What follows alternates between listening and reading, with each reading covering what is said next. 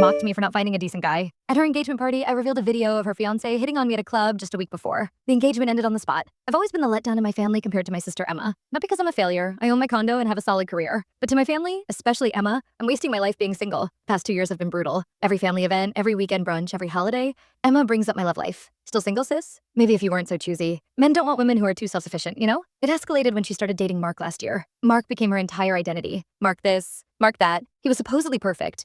Great family, steady job, wants kids, the full deal. She'd constantly compare other guys to him, especially my dates. Why can't you find someone like Mark? Mark would never act like that. I was so tired of hearing about flawless Mark. Last week, I was at my friend Tara's birthday bash at a club in the city. It was casual. Drinks, dancing. Around 1 a.m., I was at the bar getting another round when a drunk guy started flirting with me. Guess who? Mark. He didn't recognize me. Emma and I look nothing alike, and he'd only met me once briefly at a family barbecue. My friend Chloe saw it and started filming on her phone, sensing something was wrong. In the video, Mark's clearly hammered, getting too close, asking for my number. He kept saying things like, "My relationship's not a big deal, and I'm not ready to tie the knot yet." The worst part? He tried to kiss me. When I pushed him away and said who I was, he went pale and bolted from the club. I held onto that video for a week, unsure what to do. Part of me wanted to tell Emma privately, but then I'd recall all the times she shamed me in front of our family. All her snarky remarks about how I can't hold on to a man. Then came their engagement party yesterday. About 60 people at our parents' house. Relatives, friends, coworkers. Right before the toasts, Emma pulled me aside near the kitchen. "You know," she said, loud enough for nearby guests to hear, "if you weren't so stubborn, you could find someone like Mark instead of growing old alone with your dogs." She doesn't even know if I like dogs. Something in me broke. When it was time for speeches, I went first. I looked straight at Emma and Mark at their head table. You know, my sister always says I need to find someone like Mark. Someone perfect, right? Well, Emma, I had an interesting run-in with Mark last week that I'd love to share. I hooked my phone to the TV and watched Emma's smug grin vanish. I have a special video to show everyone about how great Mark really is. The video played. You could hear every word, Mark's slurred voice calling me sweetheart, asking for my number, saying he wasn't looking for anything serious, and how relationships are just for appearances. The camera caught him leaning in to kiss me, and his face going ashen when I revealed who I was. The room went silent, then chaos erupted. Emma's wine glass slipped from her hand, shattering on the floor. "You're lying," she whispered. Then louder, "You're lying." But her eyes were fixed on the TV, watching Mark's drunken attempt to kiss her sister. Mark stood, knocking over his chair. "Babe,